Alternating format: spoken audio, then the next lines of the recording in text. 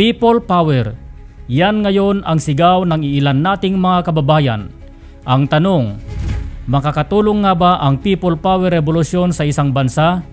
Huwag kayong aalis dahil yan ang ating pag-uusapan.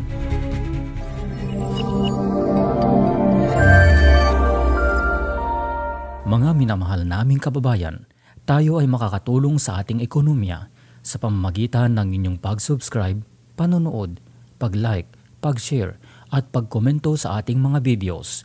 Maraming salamat po.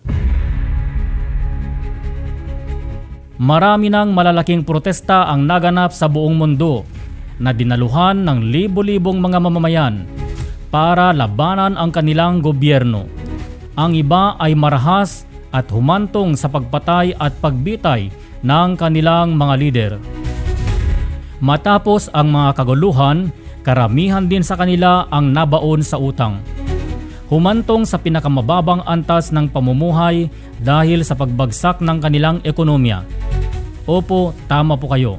Dahil ang mga investors ay magsipag-alisan sa panahon ng kaguluhan at wala din gustong pumasok na mga bagong investors. Magiging pangit ang imahen ng isang bansa sa pandaigdigang komunidad. Ang magandang halimbawa dito ay ang Libya, kung saan napatalsik noon ang kanilang pangulo na si Muammar Gaddafi. Bagaman nakapagtago, ay nahuli at napatay din ito ng mga rebeldeng National Liberation Army noong 2011. Simula noon ay bumagsak na ng tuluyan ang Libya. Wala ng libreng tubig, wala ng libreng kuryente at iba pang benepisyo mula sa gobyerno. Kung dati ay napakayaman na exporter ng langis at ginto ang Libya, ay nalugmok sila sa pagkakautang at nabaon ang kanilang ekonomiya. Ayon pa sa iba nilang mamamayan, ay mahirap nang maghanap ng trabaho at dumami ang mga iligal na armas at rebelde sa kanilang bansa simula nung mapatalsik at mapatay ang kanilang pangulo. Huwag na tayong lumayo, sa bansa na lang natin. Kung sa pampulitikang aspeto ang pinag-uusapan, ay maaring katagumpayan para sa iba ang nangyaring EDSA Revolution noong 1986. Ngunit matapos agawin kay Marcos Sr. ang kapangyarihan, ay nagumpisa na ding malugmok sa pagkakautang ang bansa. Sa anong dahilan?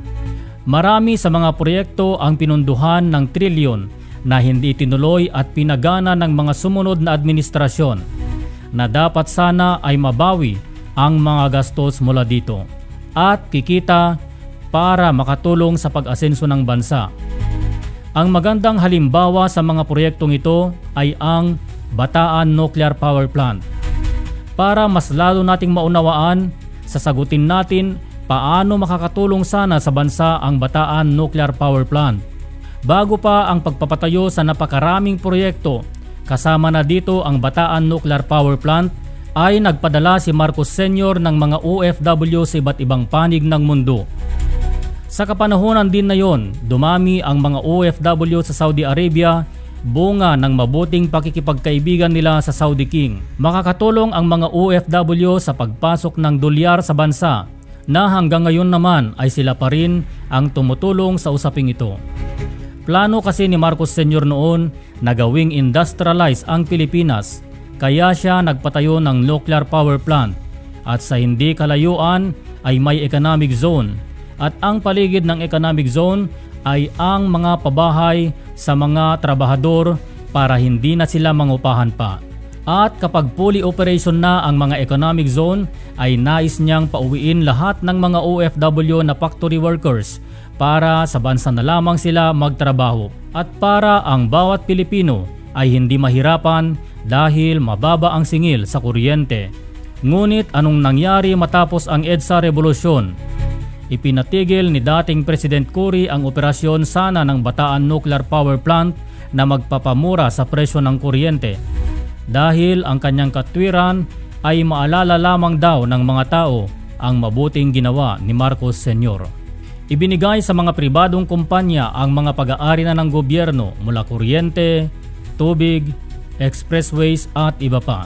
Sumunod na administrasyon, under na ni ex-President Fidel Ramos, marami ring government property ang naibenta. Isa na dito ang tunawan ng bakal.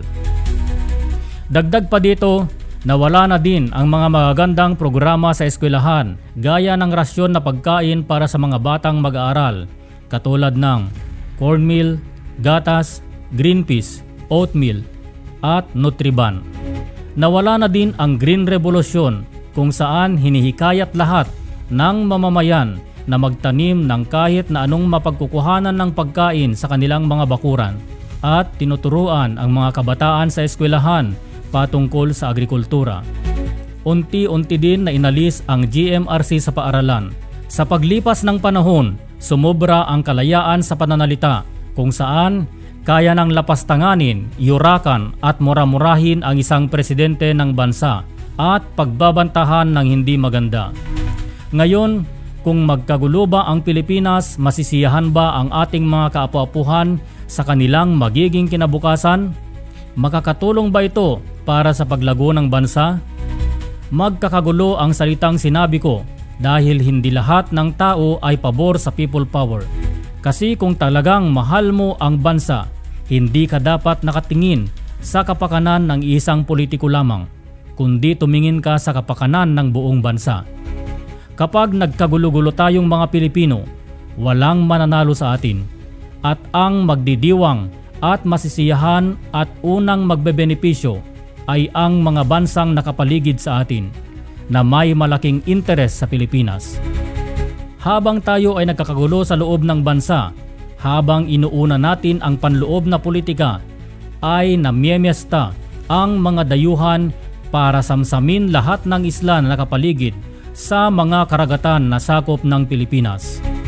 Kung magpadalos-dalos kayo sa inyong mga pagpapasya, balang araw, pagsisisihan nyo ang napakalaking pagkakamaling ito na buong bansa ang magdurusa. Bago tayo magtapos, nananawagan ako sa mga leaders ng mga relihiyon sa bansa na sana kayo ang magiging huwaran. Nawa, kayo ang hihikayat sa bawat ninyong miyembro na mahalin ang Pilipinas, ipanalangin ang Pilipinas, suportahan ang Pilipinas dahil yan ang tungkulin na ibinigay ng Diyos sa inyo.